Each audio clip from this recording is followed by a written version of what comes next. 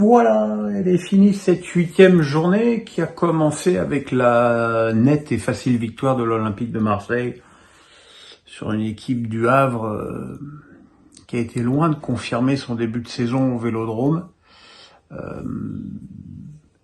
Évidemment, le but marqué contre son camp en début de match a un petit peu plombé l'atmosphère. Ensuite, il y a eu ce magnifique but d'Aubameyang sur un très très joli décalage d'Harit et ce ballon piqué. Et encore une fois, Aubameyang qui d'une talonnade donne le 3e but à Sarr. C'est un match que l'OM a attaqué sur un rythme assez tranquille. Je pense que c'était calculé de la part de Gattuso qui a bien identifié que cette équipe avait un problème physique depuis le début de la saison et qu'elle ne tenait qu'une heure. Et donc je pense qu'il y a eu une gestion des efforts beaucoup plus rationnelle, ce qui a permis à l'OM d'abord de jamais être en danger et de remporter un succès qui les replace tout de suite dans des proportions plus acceptables en termes de classement. Dans les matchs de 15 heures, Brest a un petit peu coincé à domicile.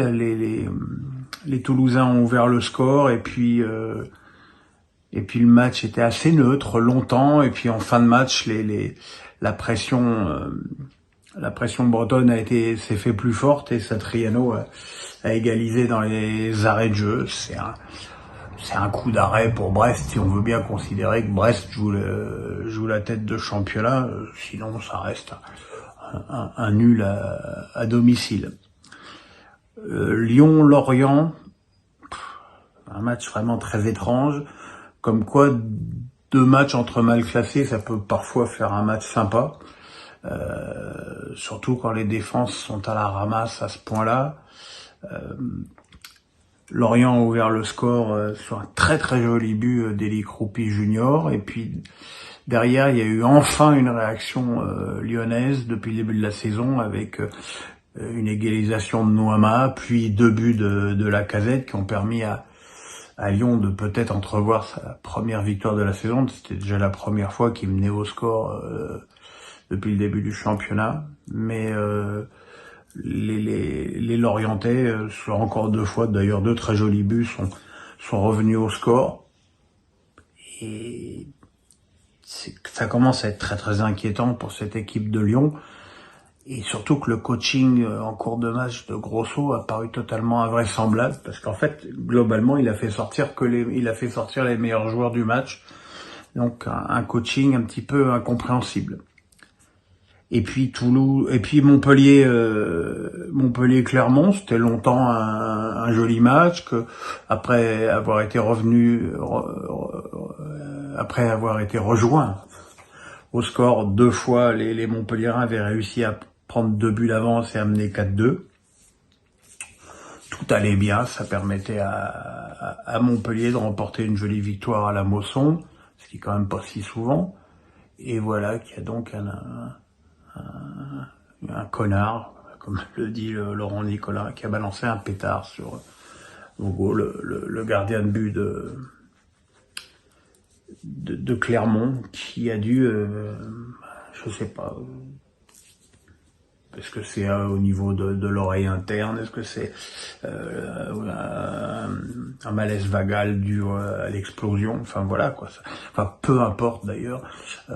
Évidemment le match n'a pas repris. Évidemment Montpellier aura match perdu. Qu'est-ce que vous voulez que je vous dise? C'est d'une immense bêtise et d'une immense tristesse. C'est pas la première fois que derrière le but de Montpellier, il y a des trucs pas terribles qui se passent. Voilà. Il faudrait faire le ménage, mais on est dans ce paradoxe dans le foot français où on n'arrête pas de gueuler à juste titre contre les interdictions de déplacement et les incidents de ce genre. Donc à un moment donné, c'est très problématique. Le derby du Nord s'est plutôt bien passé en termes d'ambiance, avec une très bonne première mi-temps des Lensois qui ont qui se sont créés pas mal d'occasions, qui ont fait un super pressing, mais qui se sont fait avoir sur un centre de Zegrova et une tête de Benjamin André sur laquelle Brice Samba se déchire totalement. Et puis en seconde période, les Lensois, en étant moins puissants et moins efficaces au pressing, ont quand même réussi à revenir sur un très joli centre pour changer de Frankowski, une belle tête plongeante de Machado. Voilà, c'est un match nul logique sur la physionomie du match, mais qui ne fait pas beaucoup progresser les Lensois au classement. Et puis ce soir, Paris se déplaçait chez sa bête rouge et noire, parce que ça fait quand même un moment que Paris n'avait pas gagné à Brest. Et le Paris était revenu en 4-3-3 avec 3 milieux, et au miracle, Paris a fait un bon match et Paris a gagné. C'est étonnant, hein. Il est évident que dans cette formule que Paris est beaucoup plus équilibré, trouve beaucoup plus de solutions de décalage. Ça permet à Hakimi de se lâcher complètement vers l'avant. Ça permet à Vitinha de participer au jeu. Enfin, c'est le jour et la nuit, quoi.